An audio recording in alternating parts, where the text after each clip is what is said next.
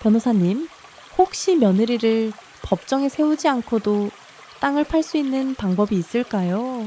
늦가을 오후 서울 변두리의 한 공원 노랗게 물든 느티나무 아래 앉아있는 노인은 한숨 섞인 목소리로 말을 꺼냈다. 그는 70세의 강병호 씨 눈갰 붉은 기운이 맴돌고 목소리는 마른 낙엽처럼 갈라져 있었다. 마주 앉은 젊은 여성은 법률사무소 은율의 신입 변호사 정민서. 민서는 조심스럽게 대답했다. 소송 말고. 직접 설득해보시는 건 어떨까요? 따님께서. 아니, 며느님께 잘 말씀드리면 병호 씨는 깊은 한숨을 내쉬었다. 설득? 그거 반달 넘게 해봤어요. 난 이제 늙었고 몸도 성치 않은데 그 아이 앞에서는 말 한마디도 조심스러워요. 괜히 감정 상하면 안 된다는 생각에 늘 말끝을 삼켜야 하죠. 민서는 고개를 끄덕이며 물었다. 그럼 아드님과는 충분히 상의해 보셨어요? 아들 녀석은 이해해요. 근데 며느리 그 아이는 너무 단호해요. 자기 말이 틀리지 않다고 계속 버티기만 해요. 병호 씨는 허리를 굽혀 느티나무 그림자 속에 고개를 묻었다. 그 땅은 내가 산 거예요. 자식들 돈 벌기 좋으라고. 막내 부부 이름으로 등기만 해준 건데 이젠 내가 병원비가 필요해서 팔려고 하니 땅을 팔려면 당신들 이름이 필요하다며. 며느리가 이렇게 말했어요. 그 땅 시아버지 시어머니가 예전에 2,500만 원 주고 샀잖아요. 그럼 지금도 2,500만 원이면 충분하죠. 그 돈 드릴 테니 이름은 못 빼드려요. 그 말에 민서의 표정이 굳었다. 젊은 변호사는 조용히 노인의 얼굴을 바라보았다. 그 얼굴엔 지쳐버린 믿음과 말라버린 가족애가 고스란히 스며 있었다. 강병호 씨는 젊은 시절 경상북도 청송의 시골 마을에서 농사로 평생을 살아왔다 해. 뜨기 전부터 논밭을 메고 해 지고 나서도 쟁기질을 멈추지 않던 시절. 그는 말랐지만 단단한 몸으로 가족을 위해 흙과 땀을 아낌없이 바쳤다. 내가 살아온 인생, 흙냄새랑 같이 늙어왔지. 그가 이따금 그렇게 말하곤 했다. 병호 씨에겐 자녀가 4명 있다. 딸 2, 아들 2 장남과 2 딸에게는 결혼할 때 조금씩 집과 돈을 마련해줬고 막내 아들 강진우에겐 특별히 더 많은 것을 주었다. 진우는 막내고 내 노후를 함께 지킬 놈이지 향불 피우고 제사 지내줄 사람은 결국 걔일 테니까. 그래서 그는 마지막으로 남은 논밭 일부와 평생 저축한 돈을 모아 충청남도 태안 해변 근처에 있는 300평짜리 땅을 한 필지 구입했다. 나중에 무슨 일이 생기면 팔아서 요긴하게 쓰면 되겠지. 땅을 계약하던 날 땅 주인 이 씨는 물었다. 강 선생님 이름으로 등기할까요? 병호 씨는 손사래를 치며 웃었다. 아니요. 우리 진우 이름으로 해줘야죠. 요즘은 대출 같은 거 필요할 때 젊은 사람 이름 있어야 하잖아요. 우린 늙어서 복잡하게 하지 말죠. 그 말에 이 씨는 고개를 갸웃했지만 결국 고개를 끄덕였다. 며칠 후 땅 등기증이 나왔고 진우와 그의 아내 서지연 이름이 나란히 찍혀 있었다. 지연은 서류를 넘겨보며 말했다.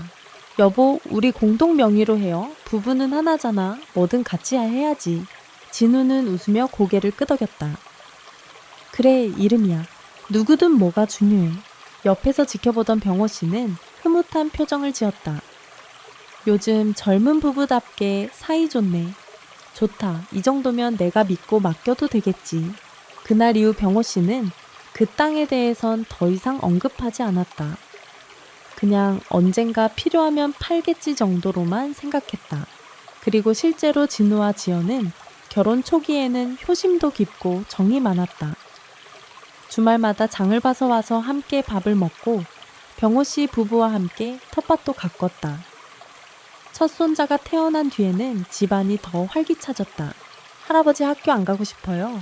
아침마다 손자를 깨워 데려다 주는 건 늘 병호 씨의 몫이었다. 허리는 점점 굽고 무릎은 아팠지만 손자의 작은 손이 자기 셔츠 끝자락을 꼭 쥐고 있을 때마다 그는 자신도 모르게 웃음이 났다. 비 오면 어쩌나. 비 와도 할아버지가 우산 씌워줄게. 손자와의 그런 작은 대화들이 병호 씨의 하루를 버티게 하는 힘이 되었다. 그러나 그렇게 평화롭던 시간은 그리 오래 가지 않았다. 병호 씨의 몸이 점점 말을 듣지 않기 시작했다. 밤에 소변이 자주 마려우면서도 제대로 나오지 않았다. 허리 아래가 무겁고 늘 찌르는 듯한 통증이 이어졌다. 처음엔 그저 나이 들어서 그렇겠지 하고 넘겼다. 그러나 증상은 점점 심해졌고 어느 날 새벽 도저히 참을 수 없는 통증에 병원으로 실려갔다. 며칠 후 의사는 조심스럽게 입을 열었다. 전립선암 3기입니다. 지금 당장 치료를 시작해야 합니다. 병호 씨는 그 자리에서 얼어붙었다. 암이라는 말 한마디가 마치 그의 오랜 인생을 송두리째 뿌리째 흔들어 놓는 듯했다. 그날 집으로 돌아오는 길 그는 한마디도 하지 못했다. 아내 이영숙 여사만이 그의 옆에서 묵묵히 손을 잡고 걸어주었다. 서울 외곽 작은 주택의 거실 저녁 식사 시간. 평소와 달리 식탁 위는 정적이 감돌았다.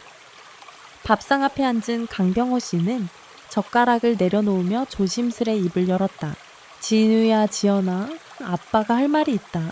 강진우는 놀란 듯 고개를 들었고 서지연은 고개를 끄덕이지도 않은 채 조용히 밥을 뜨고 있었다. 병원에서 말했어. 전립선암 3기래. 치료하려면 방사선이랑 항암 치료를 받아야 하는데 비용이 꽤 들어간다더라. 이영숙 여사는 눈시울을 붉히며 고개를 숙였고 강진우는 숟가락을 들고 멈춘 채 아무 말도 못했다. 병호 씨는 잠시 숨을 고른 뒤 말했다 그래서 예전에 사둔 태안 땅을 팔려고 한다. 근데 등기상 이름이 너희 부부라. 지연아, 네가 같이 동의해줘야 해. 그 순간 지연은 조용히 밥그릇을 내려놓고 두 손을 무릎 위에 올려놓은 채 말했다. 죄송하지만 전 반대입니다. 반대입니다. 순간 공기마저 멈춘 듯한 정적이 흐르며 모두가 얼어붙었다. 지연아, 무슨 말이야? 진우가 조심스럽게 물었다. 지연은 단호했다. 그 땅은 법적으로 우리 부부의 명의예요. 시아버님, 시어머님이 사신 거 맞지만 그건 선물처럼 주신 거고 이제 와서 다시 팔자고 하시면 병호 씨는 손을 떨며 말을 이었다. 팔아서 네가 말한 대로 반은 너희한테 줄 생각이다. 절대 그냥 가져가는 거 아니야. 내가 지금 필요한 건 치료비야, 지연아. 하지만 지연의 얼굴에는 미동조차 없었다. 그래도 저는 못 동의해요. 팔고 나서 시아버님이 완치되신다는 보장도 없고 그럼 땅도 없고 돈도 없고 저희 가족은 뭘로 살아야 해요? 이영숙 여사가 벌떡 일어나며 소리쳤다. 그게 사람 할 말이니 지연아, 그 땅은 우리 부부가 피땀 흘려 산 거야. 너희는 이름만 빌려간 거고. 지연은 싸늘하게 웃으며 대꾸했다. 그럼 처음부터 명예 돌리지 말지 그랬어요. 법적으로는 우리 것이고 저는 법대로 할 겁니다. 강병호 씨는 고개를 푹 숙였다. 입술이 파르르 떨리고 손등에 핏줄이 울퉁불퉁하게 부풀어 올랐다. 지연아, 그건 아니잖니. 내가 너희 믿고 그렇게 한 거고. 지금은 목숨이 달린 문제인데 지연은 고개를 저으며 일어섰다. 저는 제 입장을 분명히 했습니다. 더 이상 이 문제로 이야기하고 싶지 않아요. 그녀는 조용히 2층으로 올라갔고 문이 쾅 닫히는 소리가 정적을 더욱 깊게 만들었다. 진우는 아무 말도 하지 못한 채 앉아 있었다. 병호 씨는 눈을 감았고 이영숙 여사는 눈물로 얼굴을 적셨다. 그날 밤 거실은 무너진 듯한 정적 속에 잠겼다. 그리고 그 정적은 다음 날도 그 다음 날도 계속되었다. 며칠 후 집안의 공기는 더욱 무거워졌다. 서지연은 아무 말 없이 집안일을 손에서 놓았고 식탁에서 말 한마디 하지 않고 밥을 뜨기만 했다. 그러던 어느 저녁 식사를 마친 지연은 자리에서 조용히 일어났다. 그리고 뜻밖의 말을 꺼냈다. 저 당분간 친정에 가 있을게요. 이 집에선 더는 숨쉬기 힘들어요. 이영숙 여사가 벌떡 일어나 소리쳤다. 뭐라고? 지금 남편 아버지가 암투병 중인데 그걸 두고 친정 간다고. 지연은 싸늘하게 웃으며 대답했다. 어머니, 저는 제 가족을 지키고 싶을 뿐이에요. 저는 제 방식대로 살겠습니다. 더는 참지 않겠어요. 진우는 다급히 그녀의 팔을 붙잡았다. 지연아, 제발 이러지 마. 지금은 가족이 함께 있어야 할 때야. 하지만 지연은 팔을 뿌리치며 단호히 말했다. 같이 있고 싶으면 내 편을 들어, 아니면 그냥 두고 보든가. 그렇게 지연은 집을 나갔다. 이틀 뒤 진우가 친정으로 그녀를 찾았지만 문 앞에서 차갑게 거절당했다. 나 이제 이 일로 다 끝났어. 설득하지 마. 그리고 다시 이 일로 전화하면 나 이혼 소송부터 낼 거야. 진우는 말문이 막혔다. 그날 밤 집으로 돌아온 그는 침대에 앉아 한참 동안 멍하니 있었다. 한편 병호 씨는 점점 말이 없어졌고 통증은 날마다 심해졌다. 나 진짜 팔당도 없고 치료할 돈도 없는 거야. 이영숙 여사는 매일 밤 몰래 눈물을 닦으며 남편의 등을 쓸어내렸다. 며칠 후 그녀는 결심했다. 서지연의 친정집으로 직접 가기로. 대전 서지연 친정 늦은 오후 이영숙 여사는 택시를 타고 충남 대전의 작은 골목에 도착했다. 지연의 어머니 서미자 여사가 문 앞에 나와 있었다. 그녀는 손에 물을 들고 있었고 얼굴엔 이미 경계심이 가득했다. 뭐 타러 오셨어요? 지연이 좀 보러 왔습니다. 할 얘기가 있어서요. 미자 여사는 안색을 굳히며 집 안으로 들어가며 소리쳤다. 지연아, 시어머니 왔다. 잠시 후 지연이 나왔다. 눈빛은 예전보다 더 매서워졌고 태도엔 냉기가 돌았다. 무슨 일로 오셨어요, 어머니? 영숙 여사는 조용히 그러나 떨리는 목소리로 입을 열었다. 지연아, 아버지가 정말 힘들어. 치료받을 돈이 없어서 병원도 미루고 있어. 지연은 차가운 눈빛으로 시선을 돌렸다. 그래서요. 제가 뭘 어쩌길 바라시는 거죠? 그 땅은 우리가 산 거야. 내 이름으로 된 건 맞지만 실은 아버지가 피땀 흘려 모은 돈으로 산 거야. 지금 그 땅 아니면 길이 없단다. 지연은 고개를 저으며 대꾸했다. 죄송하지만 저는 제 아이와 가족의 미래를 위해 결정을 내렸어요. 이상 더는 말씀 안 드릴게요. 그날 이영숙 여사는 그 길로 터덜터덜 집으로 돌아왔다. 아무 소득도 없이, 아무 위로도 없이, 병호 씨의 친구의 조언. 며칠 뒤 집 앞 평상에 앉아있던 병호 씨 곁으로 이웃이자 옛 친구 최영배 씨가 다가왔다. 야, 병호야. 옛날에 너 그 땅 살 때 등기 안내 이름으로 했지. 그래. 그럼 땅 팔았던 사람한테 가서 이 땅은 네가 산 거다라는 확인서라도 하나 받아놔. 확인서? 돈을 누가 냈고 누구 이름으로 거래했는지 명확히 쓰는 거. 그럼 나중에 법적으로 다툼. 나도 너한테 유리하지. 그 말은 병호 씨에게 한 줄기 빛 같았다. 진짜 그 방법밖에 없는 건가? 이른 아침 안개가 옅게 깔린 시골 도로를 따라 한 노인이 천천히 걷고 있었다. 바로 강병호 씨. 그는 약해진 무릎을 부여잡고 오래된 주소 하나를 들고 찾아가고 있었다.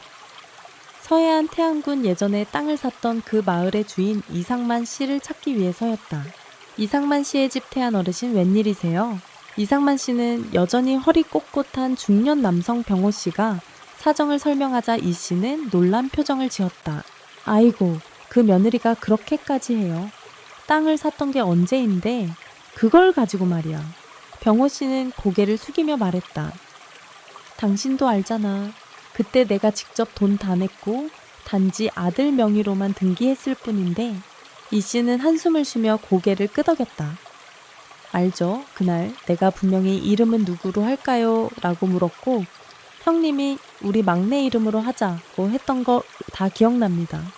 그는 서랍에서 종이와 펜을 꺼내 들고 조심스럽게 문장을 적기 시작했다. 펜 끝이 종이를 긁는 소리만이 조용한 방 안을 채웠다. 본인은 2666년 X월 XL 강병호 씨에게 면소재 300평 토지를 매도하였으며 실제 매매 대금은 전액 강병호 씨로부터 수령하였습니다. 단 등기 명의는 그의 아들 강진우 명의로 진행하였음을 확인합니다. 서명과 도장을 마친 이상만 씨는 서류를 봉투에 담아 건넸다. 형님, 이건 꼭 잘 보관하세요. 필요하면 법정에 나가서 증언도 해줄게요. 병호 씨는 두 손으로 봉투를 꼭 쥐었다. 그 손엔 한 줄기 희망이 다시 피어나는 듯한 떨림이 있었다. 병호 씨의 집으로 돌아온 병호 씨는 아내 이영숙 여사에게 그 서류를 내밀었다. 여보, 이거면 우리도 법적으로 싸울 수 있어. 영숙 여사는 한참 동안 서류를 들여다보다 남편의 손을 꼭 잡았다. 잘하셨어요. 이젠 우리도 준비해야죠. 사람 마음만 믿다간 정말 큰일 날 뻔했어요. 며칠 후 병호 씨는 정민서 변호사를 다시 찾아갔다. 그녀는 서류를 확인하고 고개를 끄덕였다. 이 정도면 소송 가능성이 있습니다. 하지만 한 번 더 설득을 시도해 보시겠어요? 법보다 감정이 먼저 풀리면 더 좋으니까요. 병호 씨는 고개를 천천히 저었다. 이젠 그 아이 마음이 너무 멀어졌어요. 내가 손자 얼굴 한 번 못 본 지 벌써 한 달이야. 그는 손등으로 눈을 훔치며 조용히 덧붙였다. 그래도 할 수 있는 건 다 해보자 이젠. 시간도 없으니까. 늦은 오후 대전의 주택가 서지연은 거실 소파에 앉아 핸드폰을 만지작거리다가 문 앞에 놓인 우편물을 집어들었다. 대전가정법원 봉투에 발신처를 본 순간 손끝이 찬 기운을 느꼈다. 그녀는 천천히 봉투를 뜯었다. 안에는 단 2장의 종이. 이혼소송 접수 통지서 원고 강진우, 피고 서지연. 그 순간 온몸에 피가 역류하는 듯한 충격이 몰려왔다. 뭐야 이게? 지연은 떨리는 손으로 진우에게 전화를 걸었다. 죄송합니다. 고객님께서 전화를 받을 수 없습니다. 또 걸었다. 3번째, 4번째. 하지만 들려오는 건 냉정한 안내음뿐이었다. 말도 할 수 없이 정말 낸 거야. 그녀는 이성을 잃은 듯 뛰쳐나갔다. 친정 어머니 서미자 여사가 놀라 달려나왔다. 지연아, 무슨 일이야? 엄마, 진우가 나한테 이혼 소송을 냈어. 진짜로. 서울 강진우의 집 앞 몇 시간 뒤 지연은 무작정 집으로 달려왔다.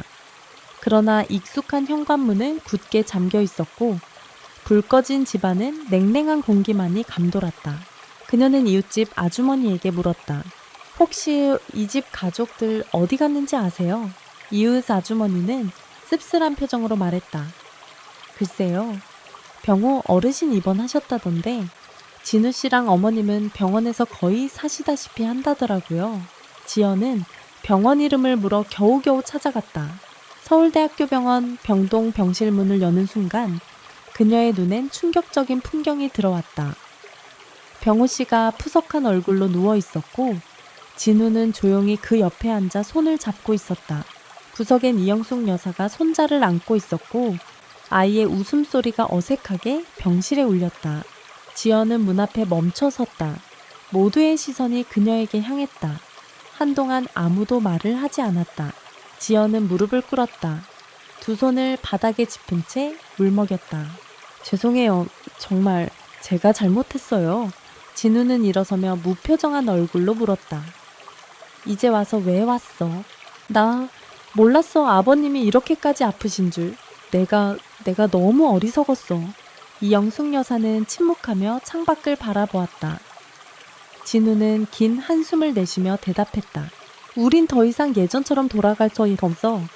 지금의 넌 우리 가족을 등졌고 내 아버지를 외면했어. 지연은 눈물 범벅 얼굴로 말했다. 진우야, 기회를 줘. 한 번만. 진심으로 다시 시작하고 싶어. 그 말에 진우는 잠시 눈을 감았다. 그리고 조용히 말했다. 너무 늦었어, 지연아. 이건 단지 배신의 문제가 아니야. 가족의 생명 앞에서 넌 계산기를 먼저 꺼냈어. 그날 밤 병실엔 지연의 울음소리만 메아리 쳤다. 며칠이 지나고 서지연은 조용히 집으로 돌아왔다. 그녀는 이영숙 여사 앞에 고개를 숙이고 말했다. 어머니, 죄송해요. 그동안 제가 너무 어리석었어요. 말로는 부족하겠지만 행동으로 바꾸고 싶어요. 제게 마지막 기회를 주세요. 이영숙 여사는 한참 동안 아무 말 없이 지연을 바라보다가 작게 고개를 끄덕였다. 기회는 주겠지만 너 스스로 지켜야 해. 그게 네 마지막 기회야. 그날부터 지연은 진심으로 달라지기 시작했다. 새벽에 가장 먼저 일어나 아침을 준비하고 아이를 데리고 병원에 함께 갔다. 매일 병실을 닦고 병호 씨가 좋아하는 묵국을 끓여렸다. 처음에는 이영숙 여사의 시선이 차가웠지만 조금씩 부드러워졌다 손자의 웃음소리가 병실에 울려 퍼질 때마다 병호 씨의 입꼬리도 아주 조금씩 올라갔다. 다시 마주한 진우와 지연, 어느 밤 아이가 잠든 뒤 지연은 조용히 진우 앞에 앉았다. 진우야, 나 땅 팔기로 했어. 진우는 놀란 눈빛으로 고개를 들었다. 정말 그렇게까지 생각한 거야? 지연은 조용히 고개를 끄덕였다. 아버님 치료비뿐 아니라 그동안 오빠들이 도와주신 돈도 돌려드리고 싶어. 그리고 당신한테도 미안했어. 그녀는 집 계약서를 꺼내 진우에게 건넸다. 부동산에 맡겨뒀어. 좋은 조건으로 팔릴 거야. 그 돈 아버님 치료에 쓰자. 진우는 눈을 감고 길게 숨을 내쉬었다. 그동안의 분노와 상처가 서서히 풀리는 듯한 순간이었다. 가족회동병원 병실 몇 주 뒤 땅은 예상보다 높은 가격에 팔렸다. 지연과 진우는 그날 병실에 가족 모두를 초대했다. 강병호 씨는 여전히 병상에 있었지만 얼굴에 온기가 돌았다 진우는 서서 말했다. 형 누나, 그동안 정말 죄송했어요. 아버지 치료비 우리가 책임지고 다 갚을게요. 그리고 지연이가 여러분께 드릴 말이 있다고 해서. 지연은 앞으로 나와 깊게 허리를 숙였다. 그동안 정말 잘못했습니다. 제 욕심, 제 고집 때문에 많은 분들께 상처 드렸어요. 하지만 이제는 진심으로 사과드리고 남은 생을 여러분의 가족으로 살며 갚아가고 싶어요. 정적이 흐른 뒤 큰형이 입을 열었다. 늦었지만 진심이면 돼. 우리 가족이 다시 함께 하려면 그게 제일 중요하니까. 누나도 울먹이며 고개를 끄덕였다. 다시는 그런 말 하지 마. 우리는 가족이잖아. 병호 씨는 침대에서 손을 들어 지연의 손을 천천히 붙잡았다. 고맙다. 지연아 돌아와줘 어디서? 정말 고맙다. 그리고 그 이후 몇 달이 흐르고 병호 씨의 건강은 조금씩 호전되었다. 치료는 여전히 힘들었지만 식구들의 응원과 간호는 그에게 살아갈 이유를 주었다. 집안은 다시 활기를 되찾았다. 아이의 웃음소리, 지연의 밥비, 움직이는 발소리, 이영숙 여사의 미소, 그리고 진우의 든든한 뒷모습. 어느 날 아침 병호 씨는 마당에 앉아 햇살을 받으며 말했다. 이게 내가 바라던 진짜 재산이었어. 돈도 땅도 아니야. 함께 웃는 이 식구들이었어. 이영숙 여사는 고개를 끄덕이며 대답했다. 맞아요. 가족이란 결국 서로를 포기하지 않는 거죠. 그날 저녁 지연은 병실 창밖으로 저무는 노을을 바라보며 조용히 속삭였다. 이젠 정말 다시 시작하고 싶어요. 진우는 그녀의 손을 살며시 잡았고 병호 씨는 미소를 머금은 채 눈을 감았다. 그 순간 병실 안엔 말로 다 표현할 수 없는 따뜻한 공기가 감돌았다. 하지만 모든 게 완전히 회복된 건 아니었다. 병호 씨의 건강은 여전히 불안정했고 지연과 진우의 관계 또한 한 걸음씩 신뢰를 다시 쌓아가는 중이었다. 게다가 아직 알지 못하는 또 다른 갈등이 가족의 평화를 다시 뒤흔들 준비를 하고 있었다. 과연 이 가족은 끝까지 서로를 지켜낼 수 있을까? 그리고 지연의 진심은 모두에게 완전히 받아들여질 수 있을까? 예설. 여러분 오늘 이야기 노년의 폭풍 속에서 함께 해주셔서 정말 감사합니다. 이 이야기가 여러분 마음속에 작은 울림이 되었기를 바랍니다.